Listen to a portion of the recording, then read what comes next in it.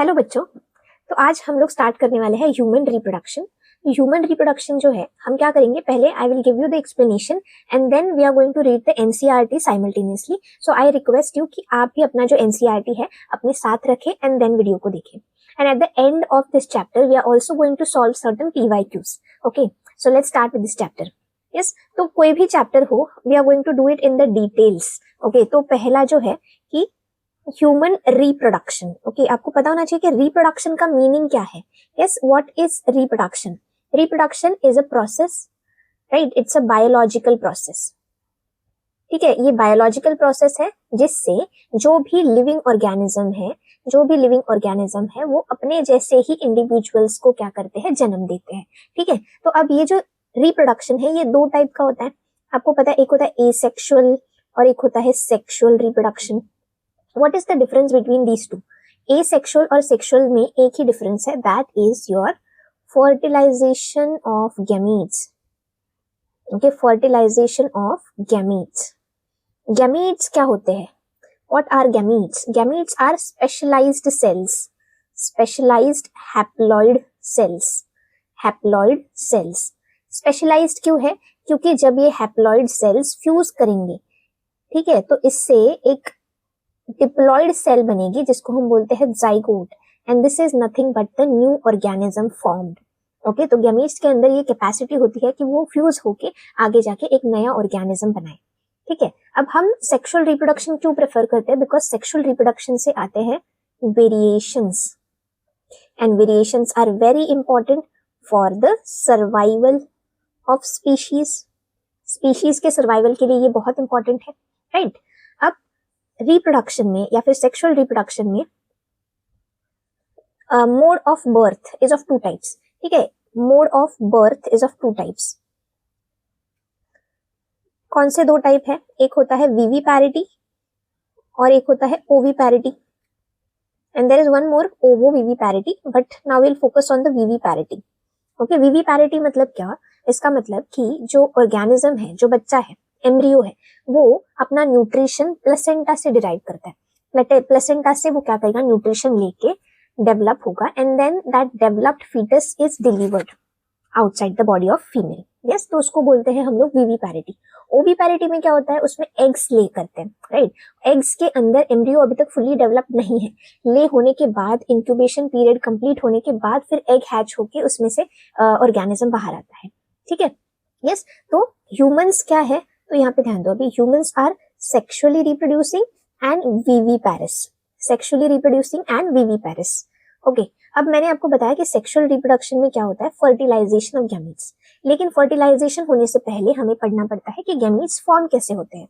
अब gamete formation के process को हम बोलते हैं गैमीटोजेनेसिस। ठीक है, गैमीटोजेनेसिस का मतलब क्या है, फॉर्मेशन ऑफ गैमीट्स। अगर मेल में हो रहा है तो उसको बोलेंगे स्पर्मेटोजेनेसिस। यस, क्योंकि मेल में gamete is form, and female में उसको बोलेंगे oogenesis, क्योंकि उसमें क्या बनता है, ओवम, राइट? अब गैमीट्स तो बन गए, ये स्पर्म है, ये ओवम है, ओके, दोनों हैप्लॉइड है, but then how they are going to meet for fusion? Yes, तो the process for that is insemination. Insemination का मतलब होता है ट्रांसफर ऑफ सीमेन। सीमेन के अंदर क्या होता है, स्पर्म्स होते हैं, तो semen is transferred in the female genital tract. Yes, and then after that these gametes will fuse together, meet. Yes, the process is fertilization. अब fertilization is not equivalent to the pregnancy. fertilization के बाद, fertilization होके क्या बना, 2n का zygote बना। लेकिन ये जो जाइगोट है ना, ये जाइगोट फिर आगे जाके एम्ब्रियो बनेगा। ठीक है, अब ये जो एम्ब्रियो है इसको प्रॉपरली हमें क्या करना पड़ेगा, यूट्रस के वॉल में जाके अटैच करवाना पड़ेगा कि एक ही जगह पे जाके वो क्या करे, डेवलप हो। ठीक है, तो वो प्रोसेस को हम बोलते हैं implantation. Yes, see this formation and development of blastocyst and then attachment of it to the uterine wall is called as implantation. ये ब्लास्टोसिस्ट क्या है, it is a stage of embryo जो कि फाइनली जाके यूट्रस की wall को attach हो जाएगा। ठीक है, दैट इज इम्प्लांटेशन। अब एक बार वो अटैच हो गया, वहीं पे उसका क्या होगा, डेवलपमेंट होगा, and that is nothing but the gestation period which is pregnancy. Yes, अब 9 मंथ्स के बाद जब वो फुल्ली डेवलप हो चुका है, now it's time for the delivery. Yes, तो इसको हम बोलते हैं parturition, and after that there is a period of nourishment which is lactation. Okay, so इसमें हमें एक इंपॉर्टेंट चीज ये है कि रिप्रोडक्टिव इवेंट्स जो है ये स्टार्ट होते हैं, ये सारे जो रिप्रोडक्टिव इवेंट्स है प्यूबर्टी पे स्टार्ट होते हैं. Okay, once the male and female hits the puberty, but then there are certain differences in the gametogenesis process. Okay, we will see it in the later part. फिर और एक चीज है कि जो मेल होता है ना, वो मेल जब प्यूबर्टी हिट करती है उसके बाद till the older age he can produce the gamete. Okay, मतलब 80-90 साल का भी मेल जो है वो गैमेट्स प्रोड्यूस करेगा. लेकिन फीमेल्स में this fertile period is restricted, it is limited. Yes, तो फीमेल्स में क्या होता है कि 45 एज या फिर 50 तक क्या होता है कि उसी एज तक ओवम या फिर गैमीट बनेंगे, उसके बाद गैमीट्स नहीं बनते हैं. Okay, that is called as menopause. Okay, menopause. So yes, अब हम स्टार्ट करते हैं अपने मेन चैप्टर को. तो first we are going to start about the male reproductive system. Yes, तो मेल रिप्रोडक्टिव सिस्टम में क्या क्या है, what is there in the male reproductive system, let's C.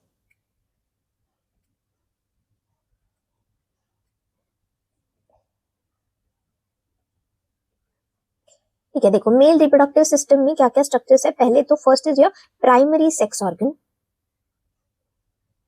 The primary sex organ is nothing but a pair of testis, a pair of testis.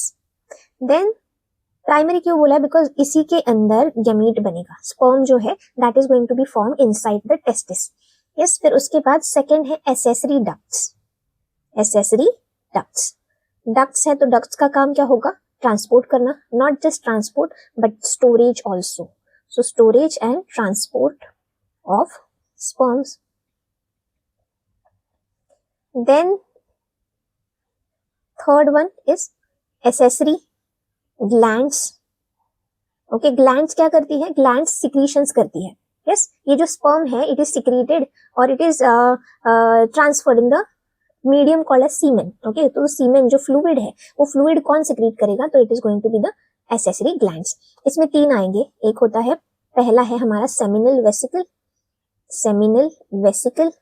Second is prostate gland. Then bulbourethral, bulbourethral which is also called as Cowper's gland. ठीक है, फिर उसके बाद आते हैं external. Fourth is external genitalia. External genitalia. External genitalia in males is penis. Right?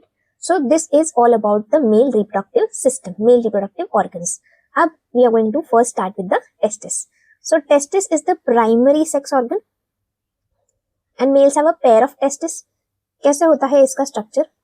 पहले तो testis जो है they are extra abdominal in nature.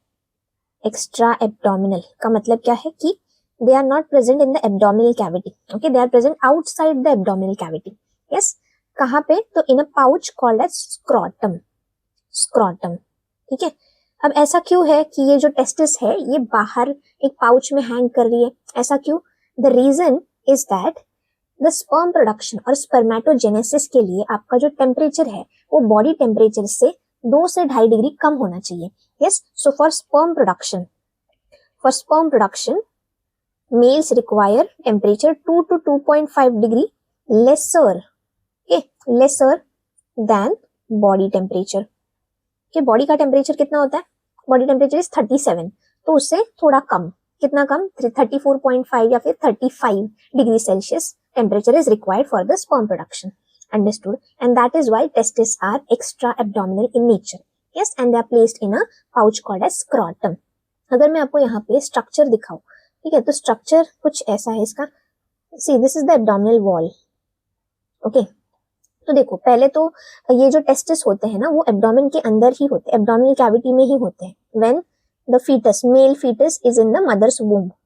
लेकिन 7th मंथ के बाद, okay, at the end of 7th month क्या होता है कि ये जो टेस्टिस है ये यहाँ से नीचे जाके डिसेंड करते हैं. ठीक है, ये नीचे जाते हैं. यस, नीचे जाना स्टार्ट करते हैं. ओके, एब्डोमिनल कैविटी से बाहर आना स्टार्ट करेंगे. अब बाहर आने के लिए उनको कुछ तो पैसेज चाहिए ना. यस, सो यहाँ पे एक गैप बन जाता है, एब्डोमिनल मसल वॉल में ना गैप बन जाता है, और ये गैप ही है आपका इंग्वाइनल कैनल. Inguinal canal. ठीक है, तो इंग्वाइनल कैनल क्या है? Gap in the muscular wall of abdomen, जहां से जो टेस्टिस है वो डिसेंड करेंगे नीचे. अब इनको कौन लेके जा रहा है? तो ये जो डक्ट है या फिर ये जो कॉर्ड है which is helping this testis to descend. Yes, this is called as spermatic cord. Spermatic cord. Understood? Now, इसके नीचे देखो, अभी यहाँ पे scrotum है. I told you the pouch is called as a scrotum. Right, this pouch is a scrotum. Now ये scrotum कैसे बना है? तो scrotum कैसे बना कि यहाँ के जो abdominal wall के जो muscles है, yes, यही muscles, यहाँ से ये muscles क्या हुए हैं, नीचे descend हुए हैं. Yes, तो ये जो first layer है ना, जो मैं blue में बना रही हूँ, yes, this is the layer of smooth muscles. ये smooth muscles है. ये कौन से smooth muscles है? तो इनको हम बोलते हैं dartos muscle. Dartos muscles. They are the smooth muscles. And then there are certain skeletal muscles as well. Okay, इसके बाद यहाँ पे एक skeletal muscle का भी layer है. Yes, और ये skeletal muscle कौन है? तो इनको हम बोलते हैं रेड वालों को cremaster muscle. Cremaster muscle. These are skeletal. ये skeletal है मतलब ये voluntary होंगे, और ये smooth है तो ये क्या होंगे, involuntary होंगे.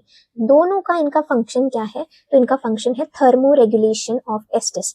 ओके, तो टेम्परेचर मेंटेनेंस का काम करते हैं ये. जब बहुत ही ज्यादा कोल्ड टेम्परेचर होता है, outside temperature is cold, so what they will do, they will contract and यहाँ पे ये जो टेस्टिस है इसको खींचेंगे towards the abdominal wall, okay, to make it warm. Yes, so this is how they are going to do the temperature regulation. Understood? So ये हुआ हमारा स्ट्रक्चर, ओके, कि कैसे टेस्टिस डिसेंड होते हैं. एंड वेरी वेरी इंपॉर्टेंट, अगर ये descend नहीं हुए प्रॉपरली तो it can lead to a disease. Okay, it's a condition called as cryptorchidism. Okay, cryptorchidism. ठीक है, तो ये जो है, ये कंडीशन बहुत ही खतरनाक कंडीशन है. It can lead to sterility in males if the testis is not descending in the scrotum properly. Understood? तो अब ये जो टेस्टिस है, they are oval in shape. अभी मैंने ऐसे राउंड बनाए, लेकिन they are oval in shape. They are oval in shape like this. ठीक है, क्या है इनका डायमेंशंस? तो अगर आप देखो, इसकी लेंथ होती है 4 to 5 सेंटीमीटर एंड जो विड्थ है वो है 2 to 3 सेंटीमीटर्स. ठीक है, this is also very important. Now inside this testis, अब टेस्टिस के ऊपर भी ना ऐसे बहुत सारे लेयर्स होते हैं. ठीक है, protective layers are there, fibrous layer is there, muscular layer is there. ठीक है, और फिर अपने जो नॉर्मल एपिथेलियल टिश्यूज है उनका लेयर होगा. ओके, तो ये ट्यूनिका एल्ब्यूजिनिया, ट्यूनिका वेजिनालिस, ऐसे बहुत सारे लेयर्स होते हैं. यस, तो अब अंदर, इसके अंदर क्या है? यस, अगर टेस्टिस के अंदर आप देखो तो यहाँ पे ना आपको ऐसे बहुत बड़े सारे लोब्स दिखाई देंगे. ठीक है, ऐसे बहुत सारे लोब्स हैं. कितने लोब्स हैं? तो अराउंड अगर आप देखो 200 to 250 लोब्स आर देयर. ठीक है, इनको हम बोलते हैं टेस्टिकुलर लोब्यूल्स. टेस्टिकुलर लोब्यूल्स या फिर टेस्टिकुलर लोब्स. टेस्टिकुलर लोब्यूल्स या फिर testicular lobes. Understood? Yes, this much. Now inside each lobule, हर एक लोब्यूल के अंदर, अब मैं एक लोब्यूल बाहर निकाल रही हूँ. यस, एक लोब्यूल के अंदर 1 से 3 या 3 से 4 सेमिनिफेरस ट्यूब्यूल्स होंगे ऐसे. ठीक है, ऐसे कुछ सेमिनिफेरस ट्यूब्यूल्स हैं.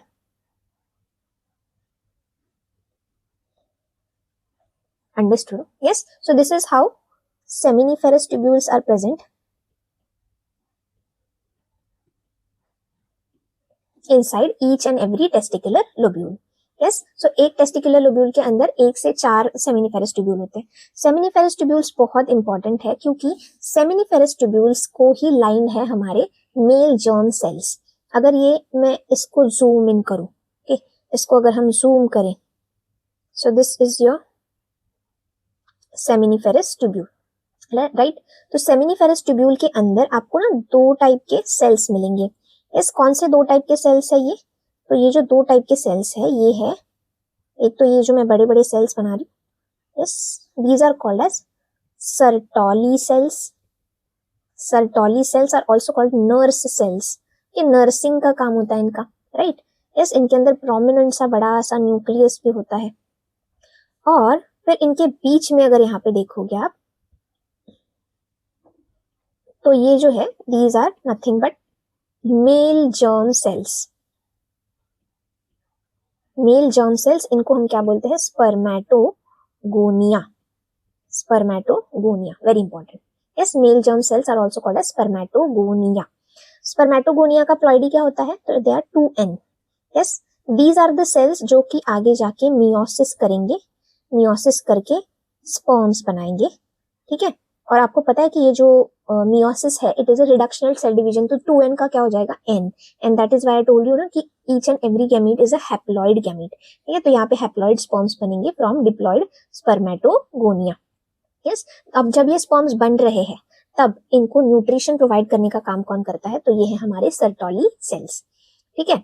अब देखो ये जो सेमिनिफेरस ट्यूब्यूल है ना, ये सेमिनिफेरस ट्यूब्यूल के आजू बाजू में यहाँ पे ये जो स्पेस है पिंक कलर का, okay, this space is also very important space, ठीक है। so this space in the testicular lobule is called as interstitial space, interstitial space। अब interstitial space के अंदर भी कुछ आपको सेल्स मिलेंगे। ये ब्लू वाले सेल्स कौन है, ये ब्लू वाले सेल्स है इंटरस्टिशियल सेल्स, इनका और एक नाम है, अच्छा उनको बोलते हैं Leydig cells, Leydig cells, very very important, ठीक है। क्यों इंपॉर्टेंट है ये, क्योंकि लीडिग सेल्स ही वो है जो कि आगे जाके हमारा बनाएंगे टेस्टोस्टेरॉन, ठीक है। Testosterone is very very important hormone, okay.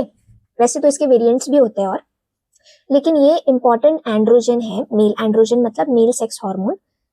Because of this testosterone only यहाँ पे क्या होगा, स्पर्म प्रोडक्शन होगा, अदरवाइज स्पर्म प्रोडक्शन नहीं होगा, ठीक है। तो ये टेस्टोस्टेरॉन कब प्रोड्यूस होता है, जब male hits the puberty in the age of maybe 13-14 maybe 12 also, ठीक है। तो 12 to 14 का ये जो एज है, इस एज में क्या होता है, प्यूबर्टी हिट होती है, that means male will start producing enough testosterone so that इसके ये जो स्पर्मेटोगोनिया है ये क्या हो जाएंगे, ये मियोसिस करना स्टार्ट करेंगे और ये फाइनली बनाएंगे स्पर्म्स, अंडरस्टूड।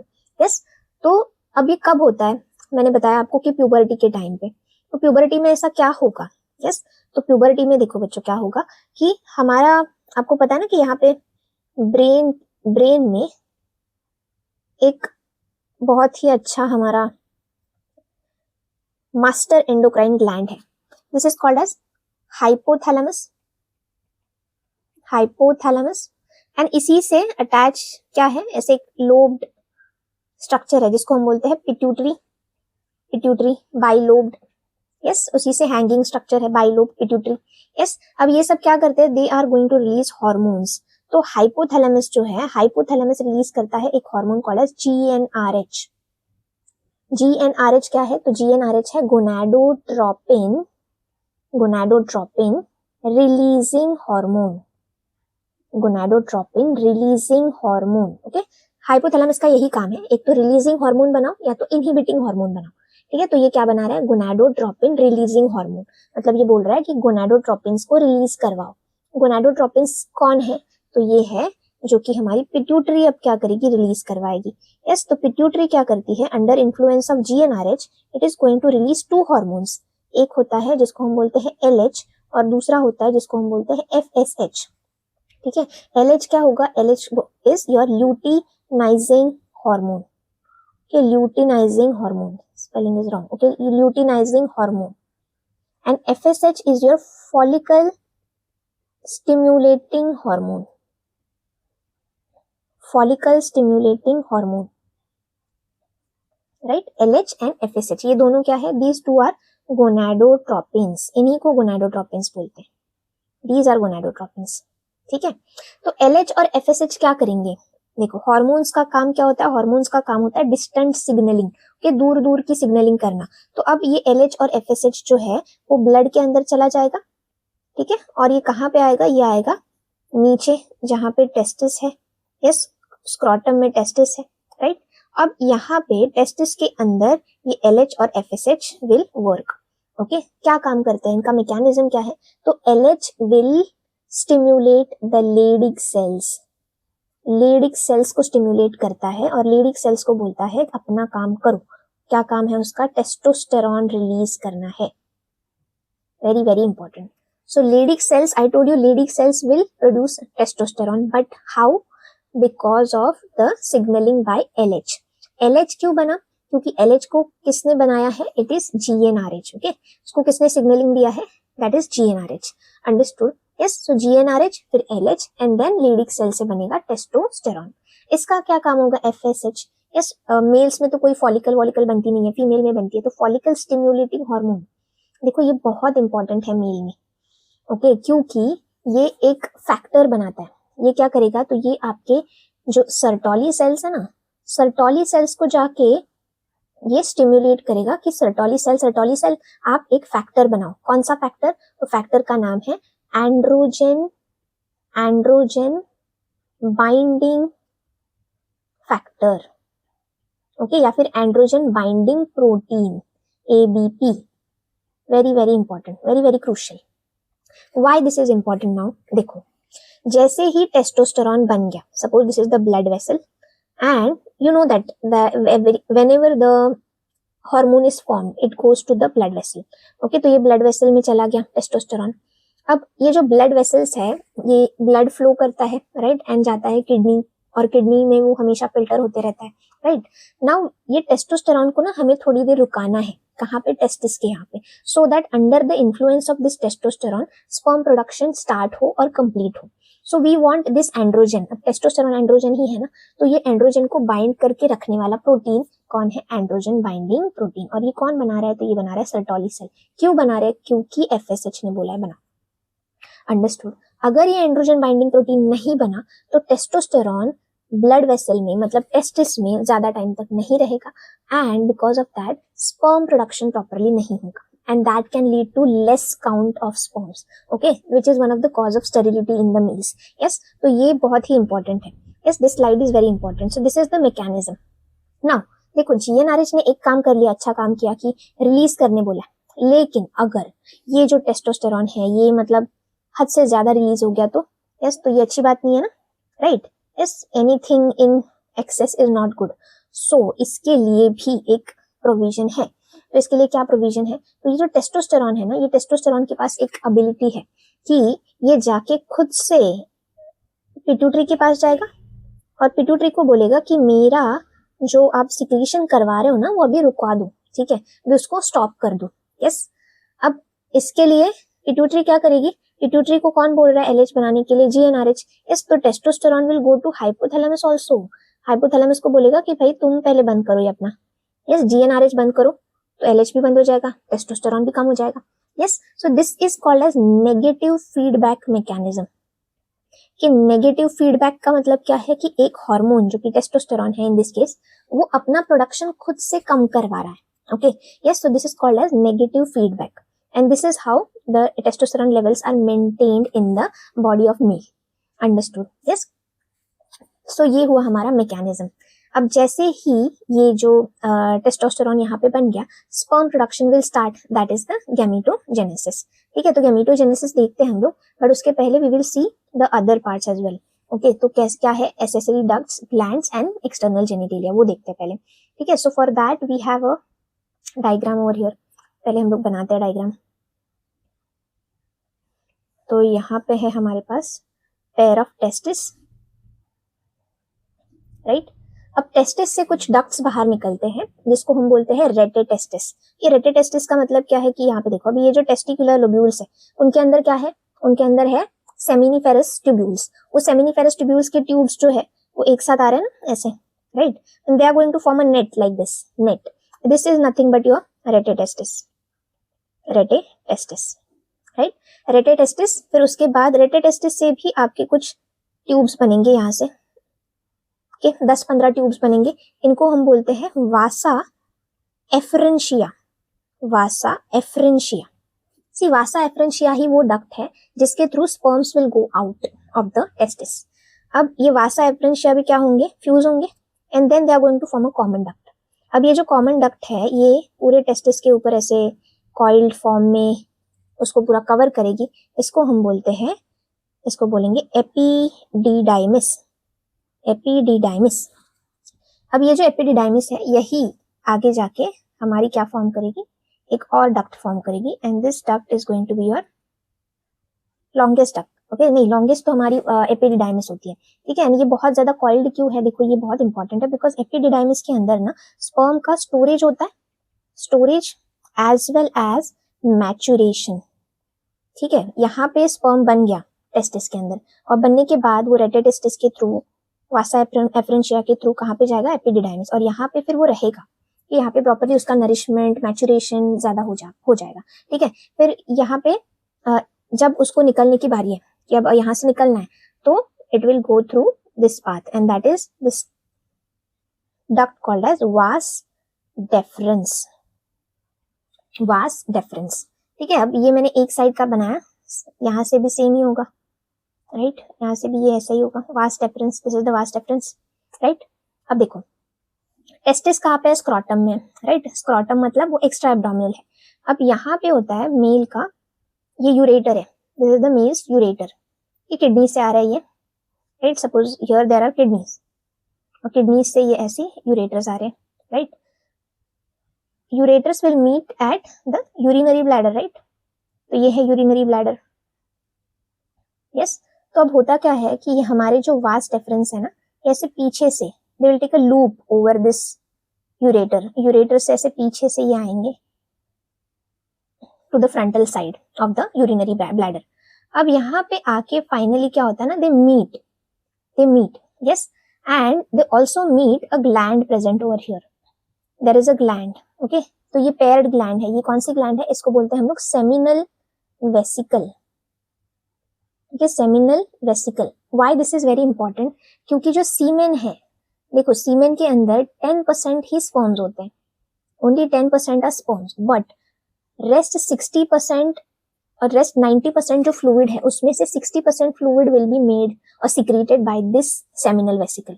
ओके, तो सेमिनल वेसिकल क्या क्या सिक्रेट करती है, पहले तो fructose, right, fructose energy source sperm के लिए, then there are certain enzymes that it secretes, फिर कुछ फैक्टर्स सिक्रीट करती है, then there are calcium ions and everything, okay, जो कि स्पर्म को रिक्वायर्ड है when it goes to the female reproductive tract. ठीक है, तो ये सब सेमिनल वेसिकल सिक्रीट करेगी। Then there is one more gland. अब देखो यहाँ पे देखो कि ये जो दोनों है ना, सी ये जो दोनों डक्ट्स थी, दोनों वास डेफरेंस थे, वो अभी कॉमन हो चुके हैं, राइट।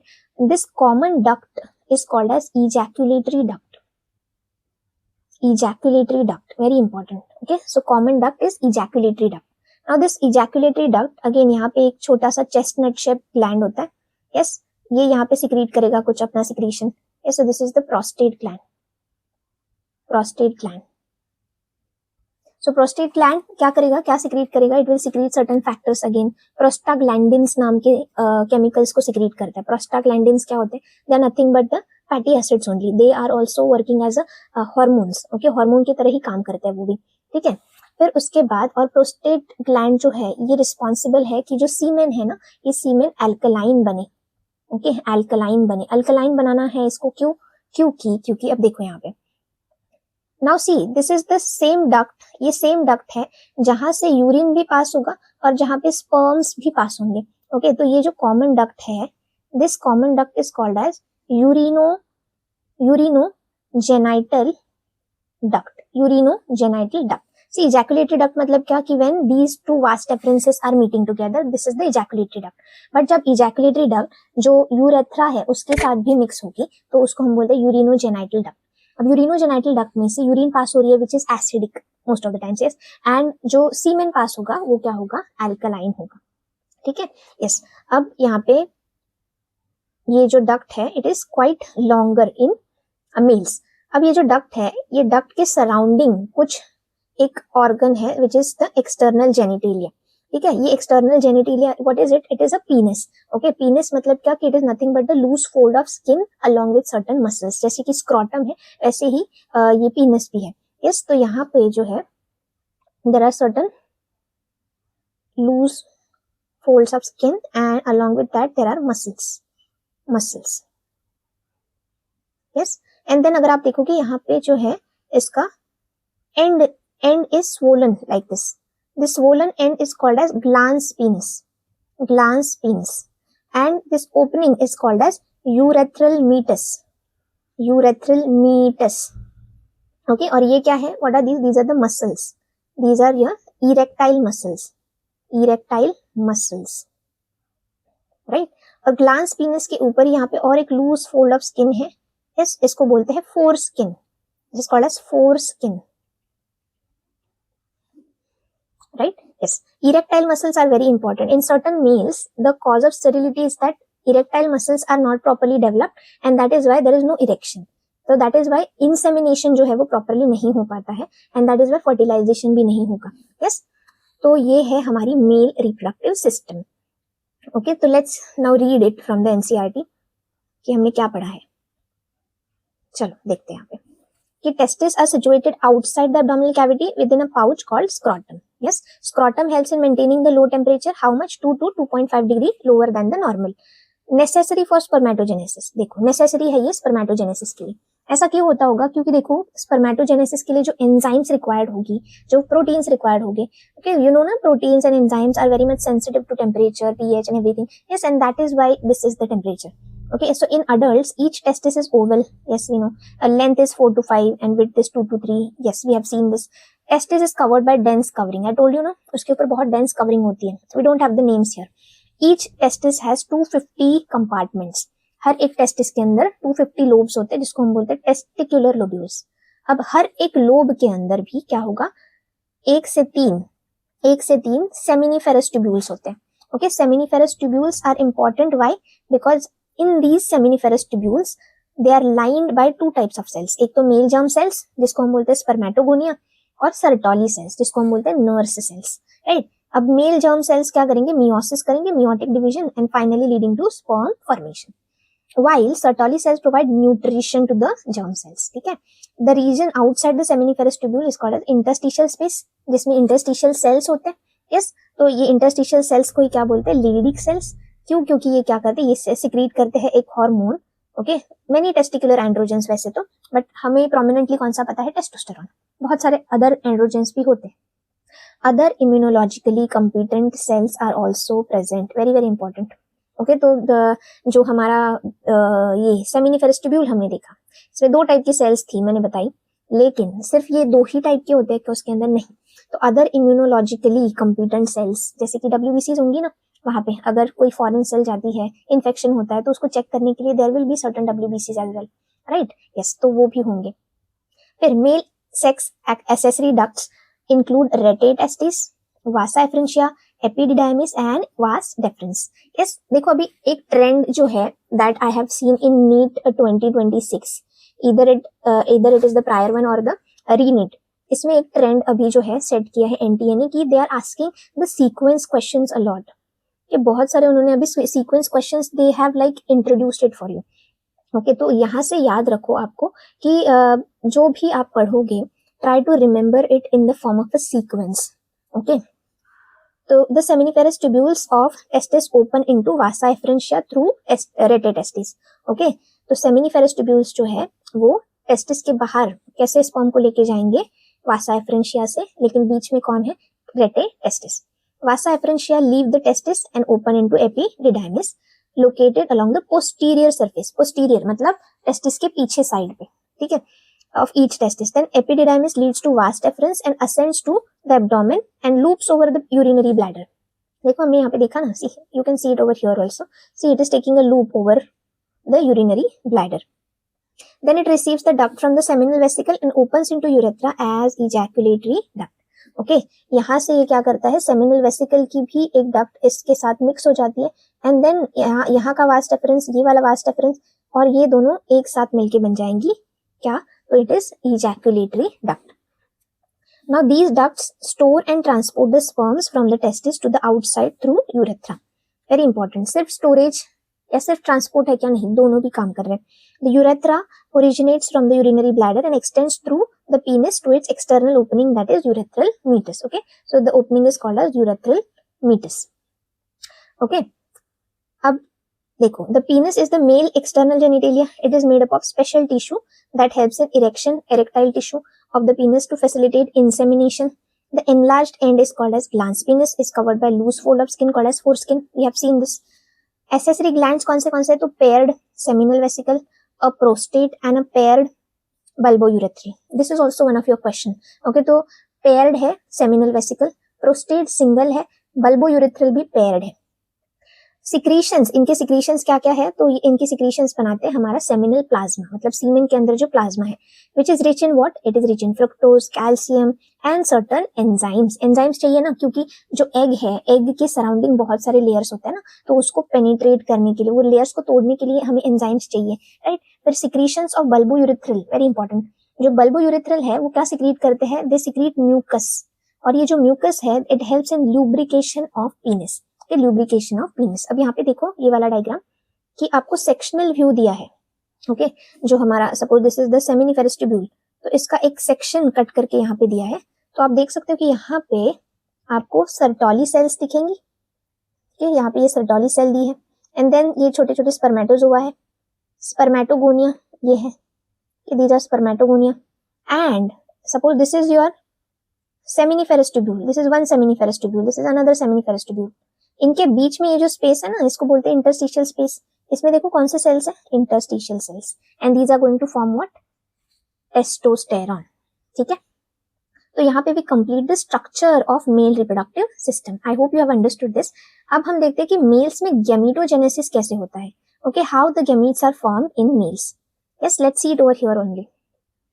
ओके, तो गैमीट्स कौन फॉर्म करेगा, स्पर्मेटोगोनिया फॉर्म करेगी, मतलब मेल जर्म सेल, कि मेल जर्म सेल जो है इट इज 2n, 2n मतलब डिप्लॉइड है, ठीक है। अब देखो क्या होता है ना कि ये डायरेक्टली मियोसिस नहीं करते, ये पहले माइटोसिस करते हैं।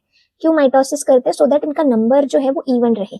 यस, तो ये हुआ mitosis, and this is the reason बेटा कि जो मेल्स है they can produce sperm till the older age, because इनके स्पर्म, ये जो स्पर्मेटोगोनिया वो कभी खत्म ही नहीं होते, क्योंकि माइटोसिस कर करके उनको रेप्लिकेट डुप्लीकेट करते रहते हैं। Yes, so that is why they can produce sperms for longer time. Yes, so mitosis करेंगे पहले। अब आपको पता है कि माइटोसिस से क्या होगा, suppose this is one germ cell, तो माइटोसिस से क्या होगा, it is equational cell division, तो इससे बनेंगी दो सेल्स, दो सेल्स। अब इक्वेशनल है तो ये भी 2n ही होगी, ये भी 2n होगा, ये भी 2n होगा, राइट। अब इन दोनों में से कोई एक cell will undergo the meiosis, ठीक है। तो इनको क्या बोलेंगे, इनको बोलते हैं प्राइमरी स्पर्मेटोसाइट्स, प्राइमरी स्पर्मेटोसाइट्स। अब इसमें से ये प्राइमरी स्पर्मेटोसाइट है, ये मियोसिस 1 करेगी, मियोसिस 1 से मुझे मिलेंगे दो सेल्स, लेकिन ये जो दो सेल्स है ये होंगे अब n मतलब हैप्लॉइड, तो इनको मैं बोलूंगी सेकेंडरी स्पर्मेटोसाइट्स, सेकेंडरी स्पर्मेटोसाइट्स। अब इनमें भी क्या होगा, इनमें होगा मियोसिस 2, मियोसिस 2, मियोसिस 2 के बाद मिलेंगी मुझे ये 4 सेल्स। Yes, n। क्यों, क्योंकि मियोसिस 2 जो है इट रिजेंबल्स माइटोटिक डिवीजन, ठीक है, ये इस रीनीड का क्वेश्चन है ये। यस, तो ये बन गए हमारे, इनको क्या बोले, अब इनको बोलेंगे spermatids, spermatids, okay. These spermatids are like the immature forms of sperms, okay. अभी तक ये स्पर्म बने नहीं है, स्पर्मेटोजोआ प्रॉपर्ली नहीं बने, ओके। तो इनको स्पर्मेटोजोआ बनने के लिए हमें थोड़ा उनको ट्रांसफॉर्मेशन के लिए कुछ फैक्टर्स देने पड़ते हैं, प्रोटीन्स देने पड़ते हैं, ठीक है। तो उसके बाद ये बनेंगे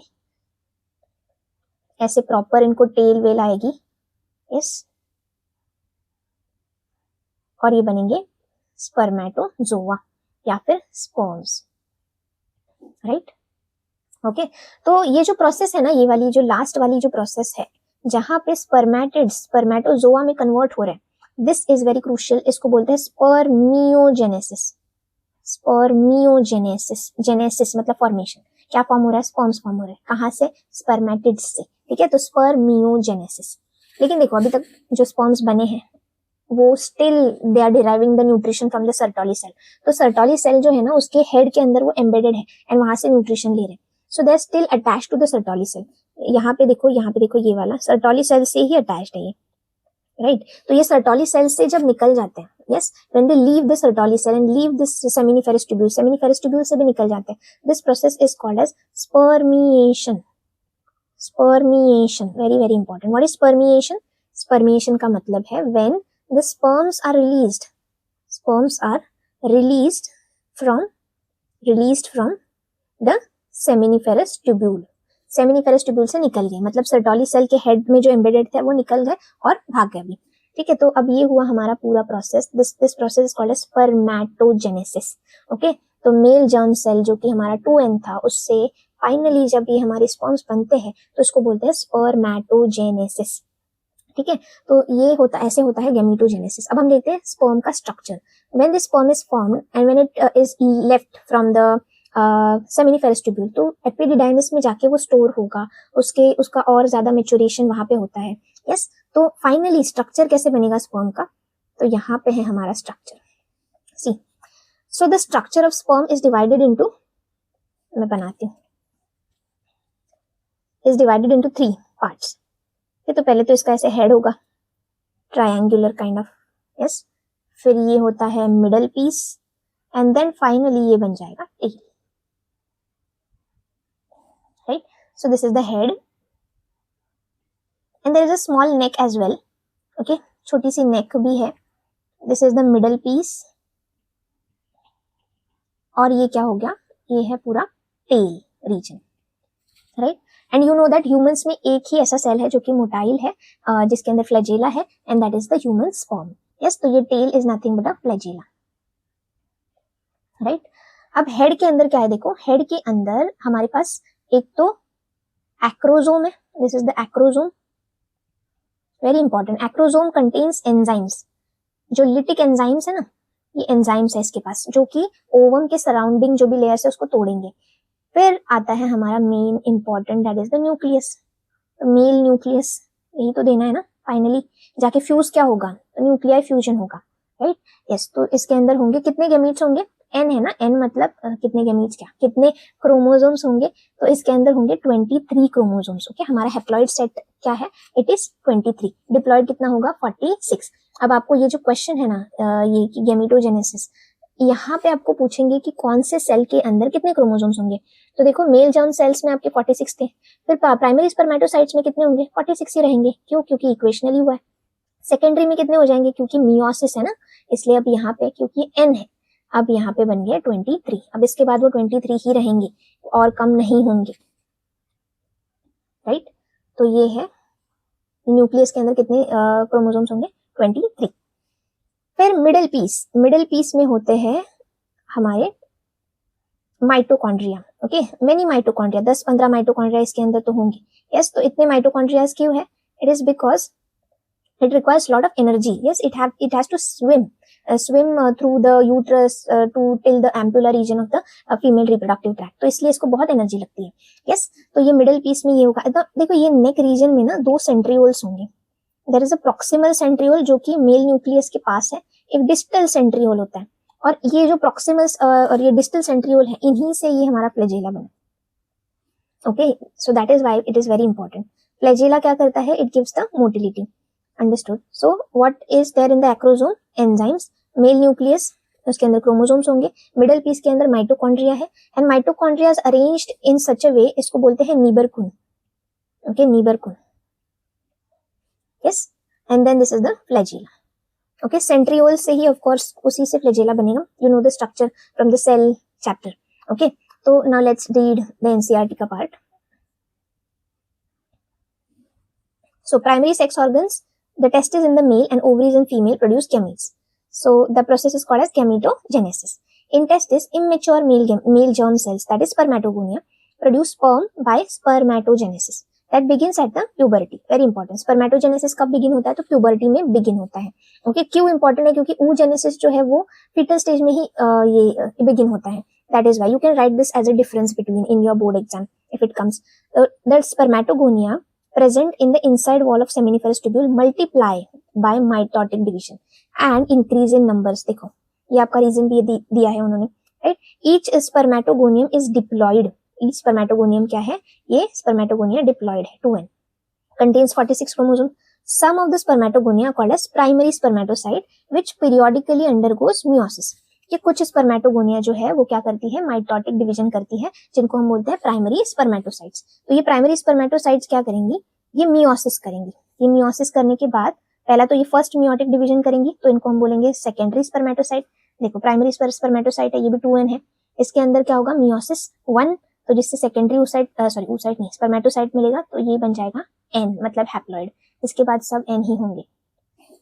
Yes, so secondary spermatocytes which have only 23 chromosomes each Secondary spermatocyte will undergo second meiotic division to produce 4 equal haploid spermatids. Very important. Okay, what would be the number of chromosomes in spermatids? 23.